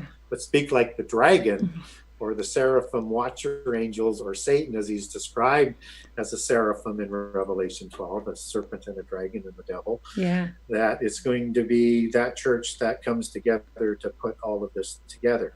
And so they're going to scare us into it with these apocalyptic natures and threats and things. We have that already going on today, whether or not it's global warming or all sorts of disasters or diseases. They're going to try and scare people into that. But the only way to get it over the hump, they're going to need the false prophets with contrived catastrophes coming true, even though they're planned catastrophes to deceive the people. Yeah. It makes a lot of sense. And it's interesting. There's, I just was hearing about that Astana in Kazakhstan, where, you know, they're creating sort of they're preparing the ground for where the world government, or maybe it's just the world religion. I don't remember if it's both or if it's just religion, but where they're going to kind of hold court or whatever. And apparently the people who designed that and, you know, literally the architects and whatnot of it, they supposedly are not initiated Masons or anything in these secret societies, and yet their designs completely mimic all of those precepts. So just a coincidence. Yeah, totally coincidence. So that's what we're supposed to believe. And then I'm like, well, if that is true, then what force kind of came through them, you know, that they agreed to channel into that, which is maybe even scarier than them being just coincidentally like, I don't know. And those kinds of cities, and again, whether or not Dubai or in other cities that are going through mass renovations and restoration or being created, they could be centers created for the technologies and the things that they're going to need to have set up. What we do know about Babylon, though, and again, I'm very literalist as I look into and understand the Bible, it's called the ancient city in Revelations. So it can't be a new city. Yeah. And again, it has to be a city that it's located at, just as Rome sits on 7 hills, Babylon sits on 7 hills in Revelation. And it's also an organization that dominates government for the first 3.5 years. So it's going to have great power, and it's going to grow rich. So look for it to also have technology in place where it can take, let's say, a tribute off an electronic transfer of every service or invoice or transaction that takes place in the world, which is why it's going to go rich, which is why Antichrist and the 10 kings are going to destroy Babylon, because they're so jealous of its wealth. So that city and location will be destroyed. That's in Revelation 17, where you can look that up, where they give the power of the beast to destroy the woman who is Babylon, and also Jeremiah 51 describes it in a sort of a parallel Old Testament. And of course, it's Antichrist who destroys Babylon to, I think, establish the new religion, and him as being the false Messiah in Jerusalem, in the temple at the abomination, and then shortly after they destroy Babylon. That's interesting, because I've heard also that in Rome and in Italy in general, that there's a higher number of like possessions and demonic sort of interferences than like anywhere else in the world. And you could argue that this is like part of the culture, and so it's in their minds, and like maybe that makes them more susceptible to this or whatever. But it's also interesting that is happening there. Yeah. So I mean, it could be elsewhere. My speculation points to Rome as being Babylon. I know a lot of people disagree with that, and a lot of people think it's the United States, except that prophecy says it's a city. So we have to look towards a city, and it says it's a religion. So it has to be, a religion, and it has that government aspect as well. So I'm a fan of trying to include all of the relevant passages so that you get a better picture of it. There's so many people that will take just one verse and build their whole case around that, and then leave out all the inconvenient passages. Yeah. Well, so could it be, because some people say like Washington, D.C. is like the reincarnation of Rome. Could it be Washington, D.C., do you think, or? Well, a lot of people speculate that it is. It's certainly a polytheist designed city. Yeah. Right? From all of the Egyptian, I'm trying to think of the name of the pillar that's there. Oh, the obelisk. Obelisk. Yeah, I was looking for, or the Pentagon, or how the streets are set up, and I mean, there's just this endless list of things. It was designed to be a Masonic, Gnostic, polytheist city, just as Paris was being designed during its revolution to do the same thing. Yeah. But I don't believe that those cities qualify because they're not old enough. Okay. And you have to remember that ancient, and that's written at the time of John, right? So in the first century, It's ancient then, yeah. yeah. So you're starting to look for, to me, you'd be looking for cities that would be considered ancient then. Yeah. So and Washington D.C. wasn't even built atop of another city, which cities often are, Right. because that was just a swamp that they like Yeah. dredged in, right, all the material to build on. So there couldn't have been a city below it either. And I think, America is going to play, unfortunately, a large role at some point in time in the New World Order, but it's not the New World Order. It is a model for the New World Order that the um, planners had set it up to be, with individual states working with one government. And also a nation created that it could help bring about the New World Order with its power. But at some point in time, it has to be reeled back, or it's going to be hit with catastrophes or some sort of war that's going to deplete its power so that it can't fully dominate the other 9 groups to the world empire. Yeah, and I think we see that, and I know Freeman Fly points this out really well over and over again, that the United States as a sort of an ideal, and our like pride and our vision of it has been slowly degraded more and more over time, and that process is ongoing, and leading us to this sort of dissolution of what was a possibly really great experiment in governance, but that is not going to be allowed to flourish. So that's interesting to sort of note that and watch that destruction, and connect it to that process of sort of leading into the New World Order and away from sovereignty. And so if you take sort of a step back and have more of a worldview, it helps in being a little bit more objective. And we have to look at, like, everybody that has come along in the last, not everybody, but, a lot of people have come along in the last 20 or 30 years. And every time there's a new president, they say he's the new Antichrist. Yeah.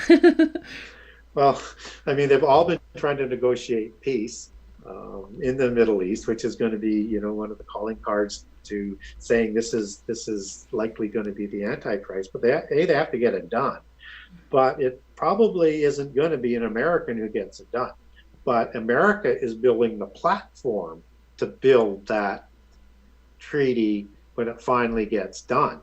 And so even when we look at what President Trump is doing, I mean, he creates a capital in Jerusalem. So I like that, but it's a step closer. And now he's presented a new peace that, that could have peace in the Middle East with the Palestinians.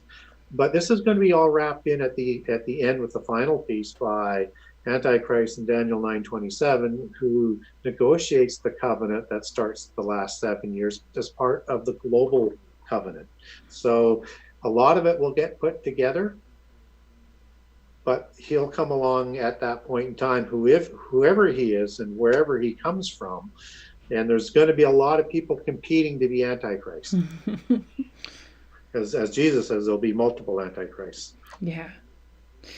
It's a crazy thing to want, but so switching gears a little bit, or a lot, there's this concept of the mud fossil. I don't know if you've heard of this mud fossil concept. Yep. And so if you look at the giants that people of that persuasion are looking at, these would be just, like truly gigantic. They'd be like mountain range sized people or beings. But the giants that you're talking about and that are in your book, they're not nearly that huge. Do you think there's anything to those things, or is that just a distraction? Yeah, another really good question. And, I like a lot of, what's in the mud fossil stuff, not that I've done an in-depth study on it. Me either. But again, we want to be careful. Yeah. So when we look at how big were the giants, the sort of standard dogma is in the first creation, they're somewhere between 20 and 40 to 50 feet tall. Oh, wow. Then after the flood, they're a little bit smaller and they're kind of decreasing. So that, for example, let's say you get down to the time of David where you have Goliath, who is, offspring of one of the giants, as follow the various connecting verses there. And giant goes back to Rapha, which is Rephaim, which is the post-Diluvian giant. And he is, said to be 6 cubits in a span. and a common cubit is 18 inches, and a royal cubit is 21 inches. And I think you should use 21 inches because he's from Gath. He was probably the king of Gath, which is why David took 5 stones. And I'll talk about this in the book as well, so I don't want to spoil the read. Okay. But if you extrapolate those two measurements, he is going to be 9 feet 9 inches to 11 feet 3 inches on the ranges between common and royal cubit. So large. Now Og, with the size of his bed, again using the same dimensions, and the width is, the bed's going to be 6 feet wide, and the bed is going to be somewhere between 15 and 16 feet long. So he's going to be 12 feet to 14 feet tall, or maybe even 15 feet tall. And the bed has to be made of iron because wood isn't going to support his weight. And then there's a nice, interesting verse in Isaiah that talks about the stout ones in the King James Version, as opposed to the other translations. And that's because these giants were thought to be wider than humans. So where a human would be an average height to width ratio would be 3 to 1, giants were 2 to 1. So they're extremely stout or wide. Wow. So these were muscular monsters Yeah. that were fleet of foot and were quite large, but they're not what the mud fossils were. Yeah. So to take that size to the ones before the flood, it's a possibility, but we don't have anything written in the Bible to say they're that big. Now, when you get into the book of Enoch, first Enoch, it's going to say in one of the translations, and there's 2 different translations. There's the older version that's been, not older version, but has been translated for longer, which is the Giaz version out of Ethiopia, and the Dead Sea Scrolls version, which is Aramaic. And they both use the number 300, but one of them uses Els, E-L-S, which nobody knows what that means, and the other one uses cubit. So if it's actually cubit, then that would make them somewhere between 450 to 500 some odd feet tall. Wow. If that's correct. Right. But we really don't, then they're assuming a cubit is an L, but we have no idea what the measurement of an L is. So that's the only thing that I can come across that would, sort of get you to that size. And even when I look at giants in prehistory around the world and antediluvian prehistory or before the flood prehistory, I don't see giants of that size. I see angels and gods of that size, but immortal gods aren't going to be formed in rock unless that's part of their imprisonment, I suppose. Interesting. But I'm like, again, I don't have anything to base that on either, so I don't tend to lean on that. I don't want to dismiss the mud fossil things because I think he's done some very, very good work. Yeah. But I just can't get there with the knowledge that I have. But I do recognize that they show some very, very interesting things in the mud fossils. Yeah. What kinds of things? Well, like the giant trees and things like that, right? Yeah. Because then I kind of wonder, because for something that huge to have been supported here, things would have to be different than we now experience them, I would think. Maybe not, though. I mean, ants exist, and here I am, so... Well, the thought is, as you go along on that line of thought, is that before the flood, they had a different environment. Yeah. They don't say what caused the change in that different environment. It was just a straight flood. It would then have to be a larger catastrophe from the flood, and I'm not against that either, and I talk about that in the book, and it's probably more than just rain and water coming up. But again, you'll get there when you get there. when you get there. Yeah. And so, but I don't see how any of that creates that big of change in the environment. Yeah. But along with that thinking is they say Noah was a giant. And that all the people before the flood were giants. The trouble is when you start going down that road, that's Gnostic doctrine. That's Gnostic theology. So again, I'm very careful not to go there. Interesting for context. Yeah. But again, I need to. My approach is I measure everything against what's in the Bible, even though I do a lot of other research and I'm open-minded. But what I actually believe, I need to be able to measure against the Bible. And it is interesting too that at that time of the flood, didn't the lifespan also get reduced? So like that would also indicate another change of environment in some way. Well, maybe, maybe not, depending on, again, I have a great document for people that walks people through this. So in Genesis 6, verses 1 through 4 has a lot of information in it.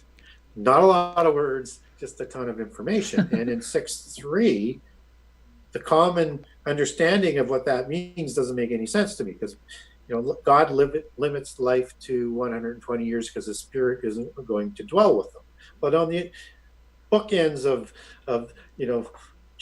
verse 3 in chapter 6, you have the sons of God and the creation of giants. And this is the time God decides he's going to limit life to 120 years. So it's all related within that narrative of those 4 verses. And when you take that back to the Hebrew language, that to get a greater meaning, that they're not talking about, it's going to be 120 years to the flood, which is the standard understanding of that, because the math doesn't add up. Yeah. When you look at the time of Noah and his sons, it's only 100 years to the flood. It's not 120 years. God doesn't have an issue with math. Yeah. So there's something else going on. God is limiting how his immortal spirit is going to last with humankind. And in this case, hybrid humankind, the Nephilim created from fallen angels, which is the immortal spirit. Now, the long life of the Adamites through the Sethian line, and one presumes in part through the Canaanite line as well, or the Cain line as well, is that Adam and Eve ate from the tree of life, which provided immortality in the physical world. And that gave them somehow, through nourishment or long-lasting energy or whatever, a long life. And so even at that point in time, those humans, their lifespans will begin to shorten as well. And that's why, even though you have a flood that happens 100 years later, you still have people as descendants of Noah and the sons living longer, but growing shorter until the time when you get to Abraham, it's basically down to under 120 years. So I don't think that's what was causing people to live longer. It was an act by God that shortened that lifetime, because he didn't want the counterfeit immortal spirit operating in the physical world to make fleshly gods, or the demigods, which they were acting like, because that was a violation against the laws of creation. Yeah. Yeah. How fascinating. Well, we have a few minutes left, and I like another thing that Chris said in the chats, and he says, that giants were portrayed, or are portrayed in sort of popular culture, or however you want to think of that, as sort of stupid and brutal. But in reality, it sounds like they're possibly highly advanced, very knowledgeable, beings. And so I wonder if this is just another version of this sort of storytelling that gets us to misunderstand, reality. I think that's accurate. I think they were obviously intelligent. And they had the brute force to impose their will. They had these huge skulls, so they had lots of grain matter. Not that is always a requirement or a consequence thereof of high intelligence. They may not, and I say this in the book, that I don't believe they had the wisdom to manage their power and the knowledge that they had. And they may have been dependent on, the priesthood and other support, but that doesn't mean they were stupid. Yeah. In fact, I would argue probably the opposite, that they were at least as smart as humans, and just they were bigger. Yeah. More powerful and terrifying. Yeah. And again, I make the case in the book, and when you get into chapter 4, that these were not sideshow freaks. These were nimble, athletic, fast warriors. Which is way more terrifying. I don't know. There's this anime called, oh God, I'm going to forget the name. Attack on Titan. I don't know if you're familiar with this anime. I can't Nope. watch it because it's like terrifying and disgusting and really disturbing, but I did watch the first season, and maybe someday I'll try to watch the rest of it. But it's interesting. The Titans or whatever I still don't even understand what's going on in the show, but they're huge and they're slow and they're dumb and they're already terrifying. But then there's a point in the storyline where they become quick and intelligent, and then that's way more terrifying. So it's almost like they're placating us with this. No, they're just dumb and slow. Don't worry about it. Yeah. Well, and you know what? There may have been ones like that, but they weren't the Nephilim. They may have been a Nephilim type of creature because, as we talked about earlier in the show, like, take Cyclops, for example. True. Right? More of a monster than a human, but how does it get created? It's created by the god somehow, some way, or technology that humans were doing. And again, so there may have been these larger, dumber types of creatures that were also created, but let's not confuse the ones that were ruling the world, both before and after the flood. Good point. Okay, quick few questions maybe before we have to go. Does copper harm giants? Is there any truth to that, do you think? The only thing, no, I have not heard any truth to that. Okay. If anything, you get into the silver aspect as you connect werewolves in. Yeah. The only thing that seems to hurt and kill giants is taking their heads. Again, just as seen with the vampire movies and a stake through the heart, just maybe in addition, or maybe that's part of how they killed the giants. But David takes Goliath's head.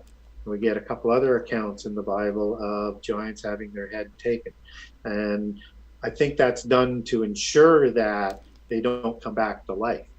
One of the meanings of Rapha is medical, or almost like a doctor or pharmaceutical. And there's a thought that the Rephaim, which are somehow distinct from the Nephilim, had some sort of healing powers. And were they able to self-heal, or were they using that to heal others?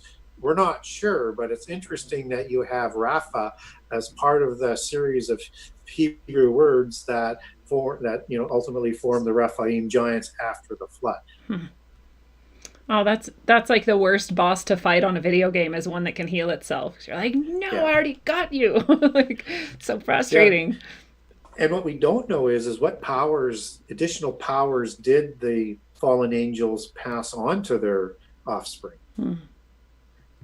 Some people say that's how they shapeshift, and that's why we wouldn't recognize them today. Perhaps, and certainly angels could take a physical form in this physical world, and they're spirit beings from another dimension, so they have the ability to shapeshift and any sex that they wanted as well, which would also answer for why polytheism has a goddess and a god in their dualism.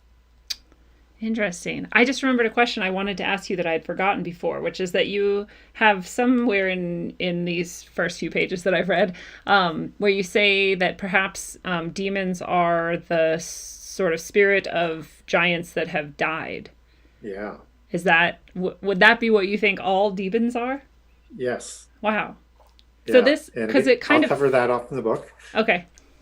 Yeah. And so, and even Jesus talks about in his time, as he's exorcising some of these demons, like, Legion, which has, many in one body, that he describes them as these evil spirits that are in dry places. And it's like they're thirsting to possess a body so that they can interact with the physical world again, which is why they probably will have clones for them in the end time. So I cover it off in the book, but if somebody wants a scriptural verse by verse in terms of how you get to demons being those bodiless spirits that Enoch talks about in First Enoch, get a hold of me. I've got a document on that that walks you through that and gives you that scriptural case to match it up with First Enoch.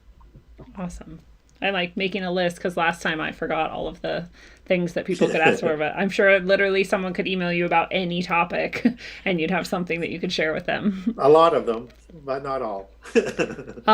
Which brings us to, how can people contact you? What sort of projects or events do you have coming up? And where can people find more of your work? Sure. So you can look if you want to come and see me speak live.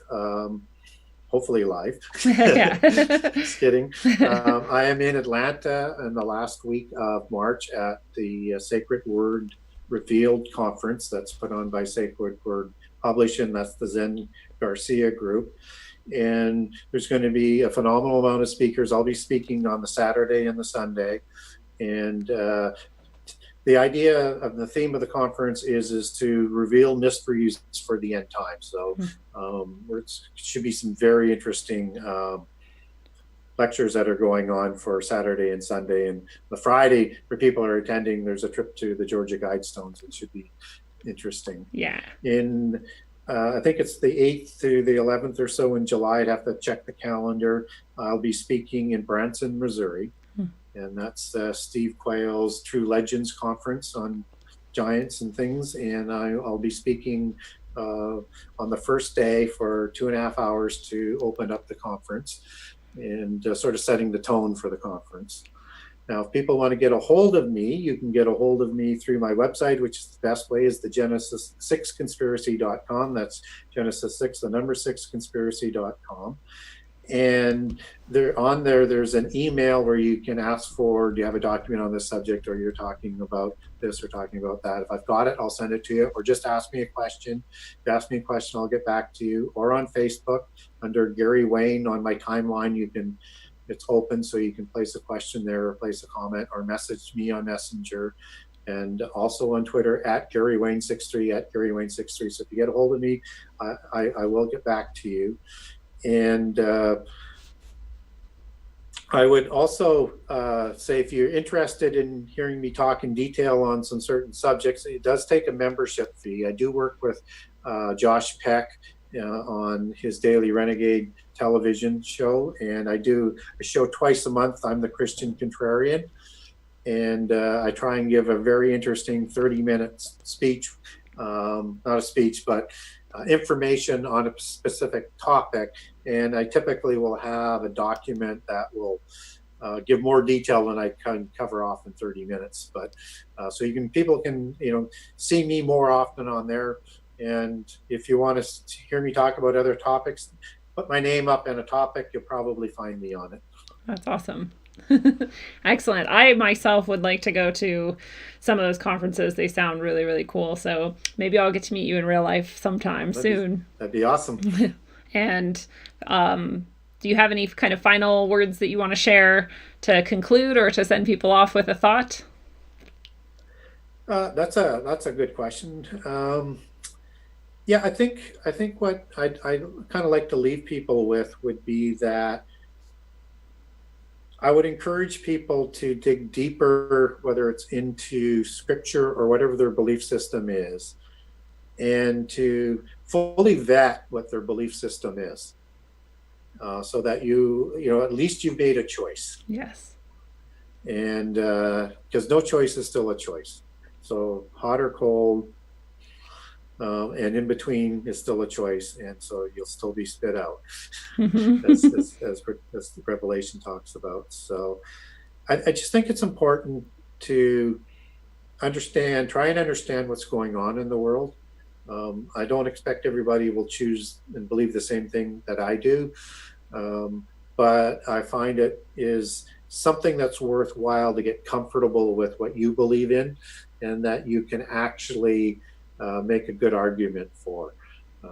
But I think the more you put on the critical analysis aspect, and the more you ask tougher questions, as I did, I think you'll find going in a way where there are more answers than speculation. Yeah, I really like that whole idea, because I think that if the more questions you ask, no matter what the subject is, the further towards the truth you're going to get. But if you're not asking any questions, especially about the sort of beliefs and, things going on internally to you, then, the worse off you're going to be. So I'm full agreement with you. And I feel like all of those questions kind of lead to the same spot eventually. Well, sometimes I'll get a pushback on that. And they say, well, we're taught in school to ask critical questions. And I'll push back and say, no, you're not. No, you're not. You're only told to ask questions going one way, and you don't even know how to ask those questions. So to say that you know how to critically analyze and ask the right questions, you have to take the blinders off first and approach things in an objective way and not let your previous biases impact the question that you're going to ask. Yes. And I'm with you. As a teacher of many, many years, we do not teach question asking. Most of us don't. And most kids don't know how to ask questions. And so you come out of the educational system way less of a critical thinker than you probably were when you went in when you were like 5 years old. Exactly. Yeah. Exactly. And that's exactly where they want you to be. Exactly. Yeah, it was designed this way on purpose. Well, thank you for those words of wisdom. That was excellent. And fellow travelers of the path, it is a beautiful thing. This has been your analog, electric, concentric dose of wisdom, according to Gary Wayne, author of Genesis 6 Conspiracy. Gary, it's been a pleasure again. Thank you so much for having come back. Well, thank you for having me. Thank you. It's been fun. The well is deep and circuitous. The water is cold and dark. We fear we may drown or lose our way, so we avoid the plunge at all costs. But the cost is too high to continue to ignore the truth, and we eventually see that something must be done. There is something we lost so long ago we can barely remember, and we need to get it back in order to be whole. So don't fear the dark, and don't worry about the cold, and fill your lungs with air, for it will be enough. So go diving, and don't forget that as you descend, travel well, aim for balance, and always look inside first. Mwah. It's a one-on-one lesson, so do your homework. Make your dome hurt while up on earth. My bones are blessed from holy dirt. Vibes manifested to words that told me search for verbs and adjectives to describe birth. Worth more than one can speak, while the tongue beats a weak, a sour taste in your mouth, bittersweet. Words can also kill you when you sleep. Mind condition, low frequencies while the subconscious mind listens. I can tell a vision filled with lies disguised as truth, and spread it like the word to the youth. Watch the tube. A place where the God gets booed is sorcery. To recreate the God forgery does more than meets the eye. Not too many know. Just hear me flow like the eye of Horus Penio. Yeah, not ready to leave until we believe we're free to go. You hear me? Go.